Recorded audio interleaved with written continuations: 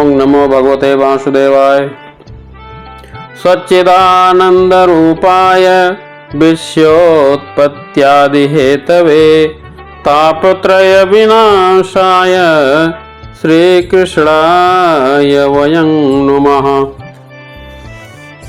वृथा खेदय से बाले अहो चिंतातुरा कथम श्री कृष्ण चरणाम्भोजं अस्मर दुःखं गमिष्यति। द्रौपदी च परित्राता येन कौरव कस्मलात् पालिता गोपसुन्दर्यः स कृष्णः क्वापि नो गतः। नारद जी ने कहा, तुम व्यर्थ ही अपने को दुख में डाल रही हो। तुम इतनी चिंतातुर क्यों हो? भगवान श्री कृष्ण के चरण कमलों का चिंतन करो, उनकी कृपा से तुम्हारा सारा दुख दूर हो जाएगा। जिन्होंने कौरवों के अत्याचार से द्रौपदी की रक्षा की थी और गोप सुंदरियों को सनाथ किया था, वे श्री कृष्ण कहीं चले थोड़े ही गए हैं।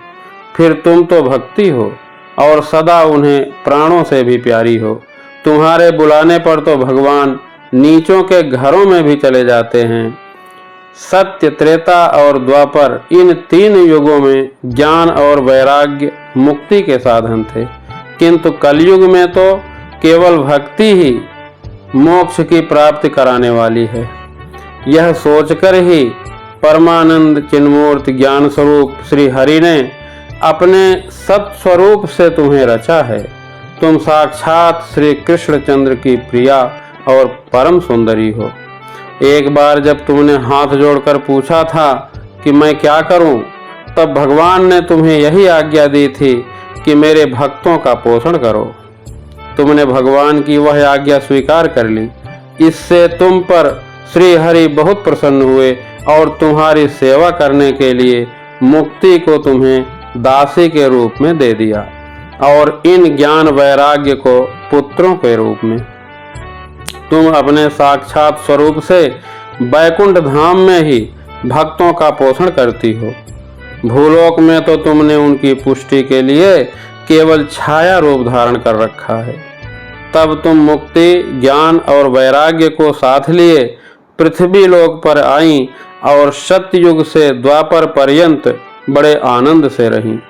कलयुग में तुम्हारी दासी मुक्ति पाखंड रूप रोग से पीड़ित होकर क्षीण होने लगी थी, इसलिए वह तो तुरंत ही तुम्हारी आज्ञा से वैकुंठ लोक को चली गई। इस लोक में भी तुम्हारे स्मरण करने से ही वह आती हैं और फिर चली जाती हैं, किंतु इन ज्ञान वैराग्य को तुमने पुत्र मानकर अपने पास ही रख रखा है। फिर भी कलयुग में इनकी उपेक्षा होने के कारण तुम्हारे ये पुत्र उत्साहहीन और वृद्ध हो गए हैं। फिर भी तुम चिंता न करो, मैं इनके नवजीवन का उपाय सोचता हूँ। कलिना सदृशः कोपि युगो नास्ति वरानने तमिस्त्वां स्थापयिष्यामि गेहे गेहे जने जने। कल के समान कोई भी युग नहीं है। इस युग में मैं तुम्हें घर घर में प्रत्येक पुरुष के हृदय में स्थापित कर दूंगा। देखो, अन्य सब धर्मों को दबाकर और भक्ति विषयक महोत्सवों को आगे रखकर यदि मैंने लोक में तुम्हारा प्रचार न किया तो मैं श्री हरि का दास नहीं। इस कलयुग में जो जीव तुमसे युक्त होंगे वे पापी होने पर भी बेखट के भगवान श्री कृष्ण के अभय धाम को प्राप्त होंगे। ये सांचित्ते वसेन भक्ति सर्वदा प्रेम रूपिणी न ते पश्यन्ति कीनाशं स्वप्नेऽप्यमलमूर्तयः। जिनके हृदय में निरंतर प्रेम रूपिणी भक्ति निवास करती है, वे शुद्धांतःकरण पुरुष स्वप्न में भी यमराज को नहीं देखते। जिनके हृदय में भक्ति महारानी का निवास है, उन्हें प्रेत, पिशाच, राक्षस या दैत्य आदि स्पर्श करने में भी समर्थ नहीं हो सकते। भगवान तप, वेदाध्ययन, ज्ञान और कर्म आदि किसी भी साधन से वश में नहीं किए जा सकते, वे केवल भक्ति से ही वशीभूत होते हैं। इसमें श्री गोपीजन प्रमाण है।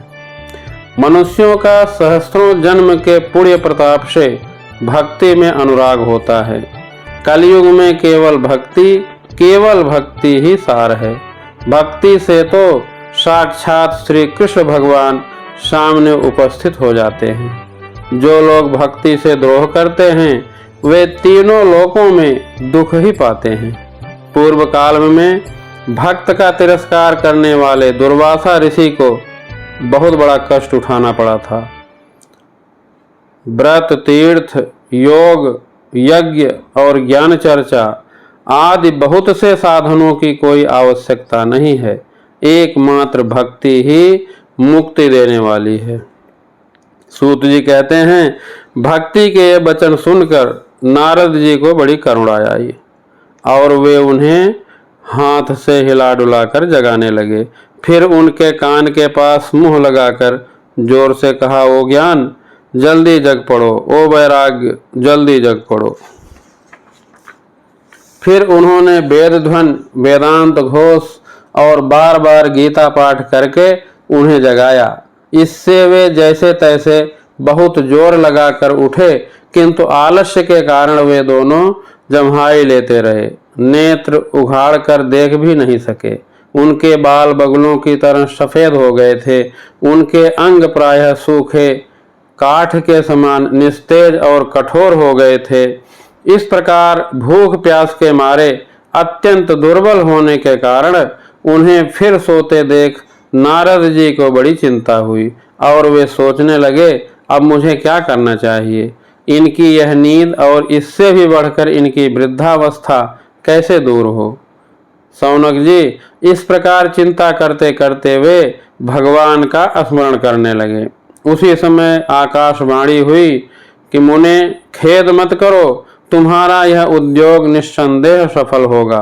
देवर्षि, इसके लिए तुम एक सत्कर्म करो, वह कर्म तुम्हें संत शिरोमणि महानुभाव बताएंगे। उस सत्कर्म का अनुष्ठान करते ही क्षण भर में इनकी नींद और वृद्धावस्था चली जाएगी तथा सर्वत्र भक्ति का प्रसार होगा। यह आकाशवाणी वहां सभी को साफ साफ सुनाई दी। इससे नारद जी को बड़ा विस्मय हुआ और वे कहने लगे, मुझे तो इसका कुछ आशय समझ में नहीं आया। नारद जी बोले, इस आकाशवाणी ने भी गुप्त रूप में ही बात कही है। यह नहीं बताया कि वह कौन सा साधन किया जाए जिससे इनका कार्य सिद्ध हो। वे संत न जाने कहाँ मिलेंगे और किस प्रकार उस साधन को बताएंगे। अब आकाशवाणी ने जो कुछ कहा है उसके अनुसार मुझे क्या करना चाहिए। तब सूत जी कहते हैं, सौनक जी, तब ज्ञान वैराग्य दोनों को वहीं छोड़कर नारद मुनि वहां से चल पड़े और प्रत्येक तीर्थ में जा जाकर मार्ग में मिलने वाले मुनीश्वरों से वह साधन पूछने लगे। उनकी उस बात को सुनते तो सब थे, किंतु उसके विषय में कोई कुछ भी निश्चित उत्तर न देता। किन्होंने उसे असाध्य बताया, कोई बोले इसका ठीक ठीक पता लगाना ही कठिन है, कोई सुनकर चुप रह गए और कोई तो अपनी अवज्ञा होने के भय से बात को टाल टोल कर खिसक गए। त्रिलोकी में महान आश्चर्यजनक हाहाकार मच गया। लोग आपस में कानाफूसी करने लगे।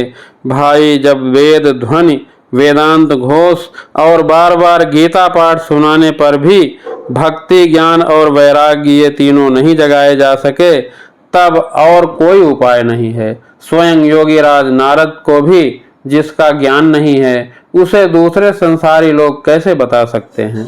इस प्रकार जिन जिन ऋषियों से इसके विषय में पूछा गया उन्होंने निर्णय करके यही कहा कि यह बात दुसाध्य ही है। तब नारद जी बहुत चिंतातुर हुए और बदरी वन में आए।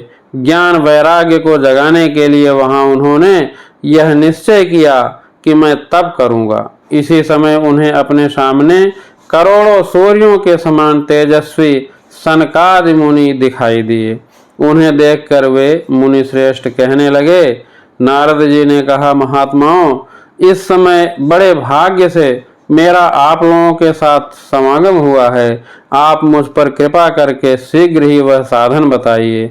आप सभी लोग बड़े योगी, बुद्धिमान और विद्वान हैं। आप देखने में 5-5 वर्ष के बालक, किंतु हैं पूर्वजों के भी पूर्वज। आप लोग सदा वैकुंठ धाम में निवास करते हैं, निरंतर हरि कीर्तन में तत्पर रहते हैं, भगवत वल्लीलामृत का रसास्वादन कर सदा उसी में उन्मत्त रहते हैं और एकमात्र भगवत कथा ही आपके जीवन का आधार है। हरि शरणम, भगवान ही हमारे रक्षक हैं, यह वाक्य सर्वदा आपके मुख में रहता है। इसी से काल प्रेरित वृद्धावस्था भी आपको बाधा नहीं पहुंचाती। पूर्व काल में आपके भूभंग मात्र से भगवान विष्णु के द्वारपाल जय और विजय तुरंत पृथ्वी पर गिर गए थे और फिर आपकी कृपा से वे पुनः वैकुंठ लोक पहुंच गए। धन्य हैं, इस समय आपका दर्शन बड़े सौभाग्य से हुआ है। मैं बहुत दीन हूँ और आप लोग स्वभाव से ही दयालु हैं, इसलिए मुझ पर आपको अवश्य कृपा करनी चाहिए। बताइए, आकाशवाणी ने जिसके विषय में कहा है वह कौन सा साधन है और मुझे किस प्रकार उसका अनुष्ठान करना चाहिए? आप इसका विस्तार से वर्णन कीजिए। भक्ति, ज्ञान और वैराग्य को किस प्रकार सुख मिल सकता है और किस तरह इनकी प्रेम पूर्वक सब वर्णों में प्रतिष्ठा की जा सकती है?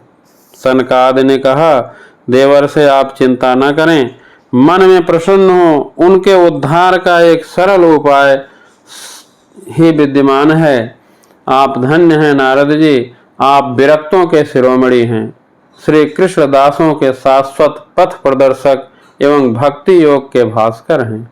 आप भक्ति के लिए जो उद्योग कर रहे हैं यह आपके लिए कोई आश्चर्य की बात नहीं। भगवान के भक्त के लिए तो भक्ति ही सम्यक स्थापना करना सदा उचित ही है। नारद जी, द्रव्य यज्ञ, तपो यज्ञ, योग यज्ञ और स्वाध्याय रूप ज्ञान यज्ञ, ये सब तो स्वर्गादि की प्राप्ति कराने वाले कर्म ही हैं।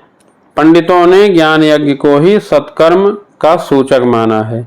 वह श्रीमद् भागवत का पारायण है, जिसका गान शुकादि महानुभावों ने किया है। उसके शब्द सुनने से ही भक्ति, ज्ञान और वैराग्य को बड़ा बल मिलेगा। इससे ज्ञान वैराग्य का कष्ट मिटेगा और भक्ति को आनंद मिलेगा। सिंह की गर्जना सुनकर जैसे भेड़िया भाग जाता है, उसी प्रकार श्रीमद् भागवत की ध्वनि से कलयुग के सारे दोष नष्ट हो जाएंगे। तब प्रेम रस प्रवाहित करने वाली भक्ति, ज्ञान और वैराग्य को साथ लेकर प्रत्येक घर और व्यक्ति के हृदय में क्रीड़ा करेगी।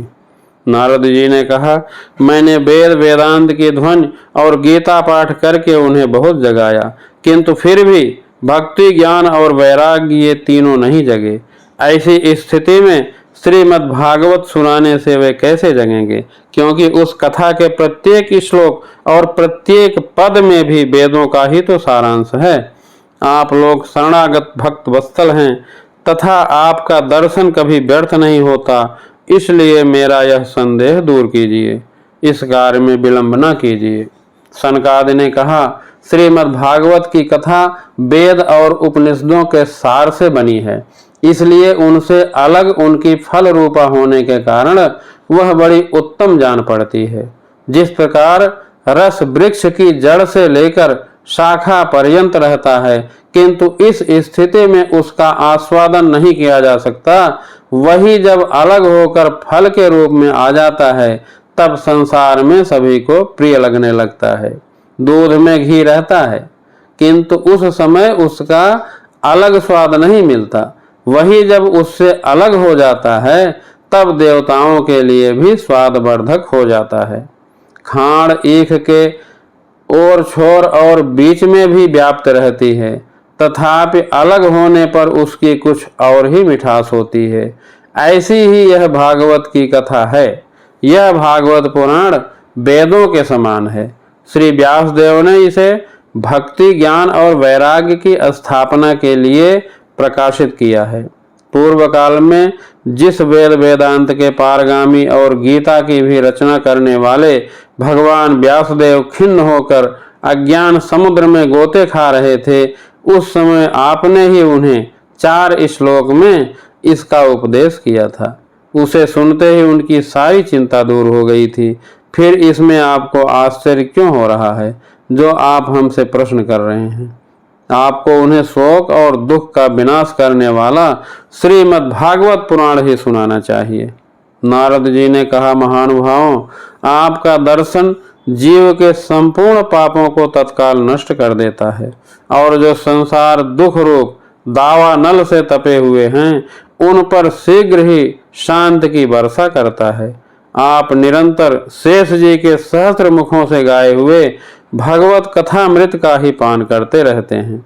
मैं प्रेम लक्षणा भक्ति का प्रकाश करने के उद्देश्य से आपकी शरण लेता हूँ। जब अनेकों जन्मों के संचित पुण्य पुंज का उदय होने से मनुष्य को सत्संग मिलता है, तब वह उसके अज्ञान जनित मोह और मद रूप अंधकार का नाश करके विवेक उदय होता है। जय श्री कृष्ण।